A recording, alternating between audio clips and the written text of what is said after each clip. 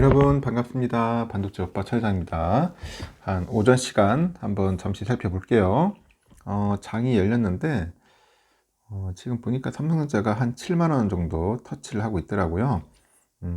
뭐 나쁘진 않습니다. 이제 7만 전자 이제 복귀를 했고 코스피는 한 2364를 가리키고 있습니다. 0.91% 상승하고 있고요. 코스닥은 0.75% 상승하고 있네요. 장 시작 초반은 괜찮습니다. 뭐 그리 나쁘진 않으니까 참고하시면 좋을 것 같습니다. 하여튼 오늘은 상승인데 그리 강한 상승까지는 좀 힘들 수도 있다. 좀 보여야 할 것 같아요. 강한 상승은 조금 무리일 수 있다. 아까 오늘 보니까 그 애프터마켓에서 미장이 좀 빠지더라고요. 특히 저기 애플이 좀 많이 빠지는 그런 모습을 보여가지고 좀 조심스럽기는 하네요.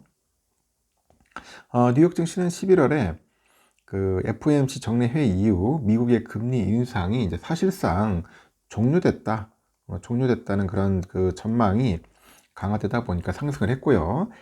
그동안 주가의 하락 압력을 가해왔던 국채 금리가 큰 폭으로 하락한 점도 증시를 떠받쳤습니다. 2일날 뉴욕 증권거래소죠. 이 다우지수를 보니까 전장보다 564.50포인트 올라서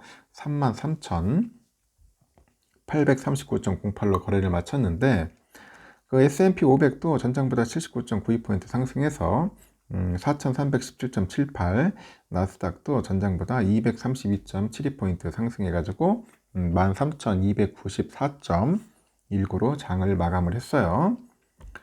전날에 연방준비제도가 기준금리를 동결하고요. 추가 인상 가능성을 열어둔 겁니다. 그러나 그 시장 참가자들은 연준의 금리 인상이 사실상 종료됐다 그렇게 판단을 하는 것 같아요. 그 제롬 파월 연준 의장은 기자회견에서 금융 여건이 크게 긴축됐다고 언급을 했고 이는 그동안 국제 수익률의 상승이 연준의 일을 대신해주고 있다는 당국자들의 발언을 뒷받침을 해서 그 연준의 추가 금리 인상 가능성을 낮춘 겁니다. 국채금리는 전날 큰 폭으로 하락한 데 이어서 이날도 추가 하락을 해가지고 주가 상승을 거들었어요. 10년물 국채금리는 전날보다 6bp가량 떨어져가지고 4.66%를 기록했고 16일 이후 가장 낮은 수준으로 떨어졌네요. 최근 5%를 돌파하면서 16년 만에 최고치를 경신했던 데서 크게 밀리는 모습입니다. 30년물 금리도 11bp가량 떨어진 4.80%를 2년물 금리는 전날과 비슷한 4.97%를 이제 기록을 했어요. 연준의 금리 인상 가능성이 이제 크게 줄어들다 보니 금리는 아래쪽으로 방향을 틀었고 그 재무부가 발표한 그 차입 계획에서 장기물의 발행 물량이 그 예상보다 적게 늘어난 점도 금리 하락에 일조를 한 것 같습니다.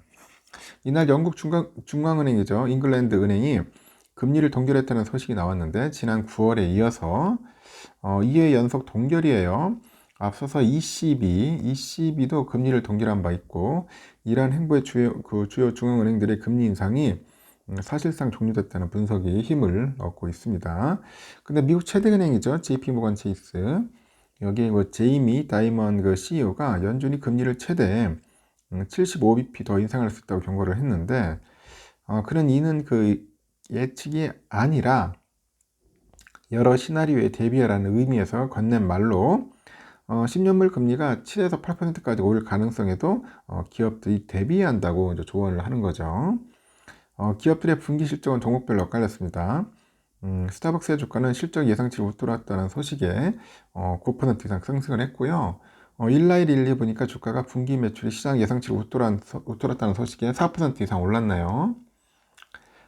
펠로톤은 분기 손실이 예상보다 확대됐는데 매출은 예상치를 웃돌면서 주가가 12% 이상 큰 폭으로 올랐고 이 모더나 주가 재고 상각으로 손실이 큰 폭으로 확대됐다는 소식에 6% 이상 하락을 합니다.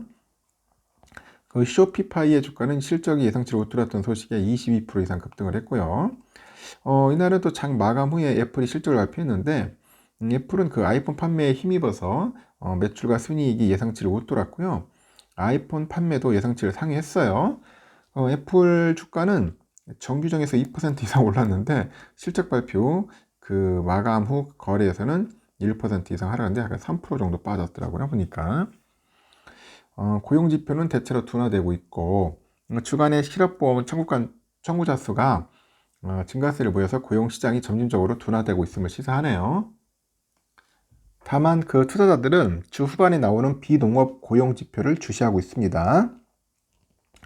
미국 노동부에 따르니까 지난 28일로 끝난 한 주간 그 신규 실업보험 청구자 수 보니까 전주보다 한 5천 명 정도 증가해서 21만 7천 명 집계가 됐어요. 이번 수치는 월스트리트 저널에 집계한 그 전문가 예상치 21만 4천 명을 웃돌았습니다. 미국의 10월 감원 계획은 전달보다 줄었는데 여전히 올해 전제로는 2020년 이후 가장 많은 수준을 유지를 했다는 거죠. 챌린저 그레이앤드 크리스마스 감원 보고서에 보니까 10월 감원 계획은 36,836명이네요. 직전 월 47,457명보다 22% 감소를 했어요. 이는 지난해 같은 기간 대비로는 9% 증가한 건데 올해 들어서 지금까지 감원 계획은 64만 1,350명으로 지난해 같은 기간보다 한 164% 늘어가지고 2020년 이후 가장 많은 수준이다. 가장 많은 수준이라고 합니다.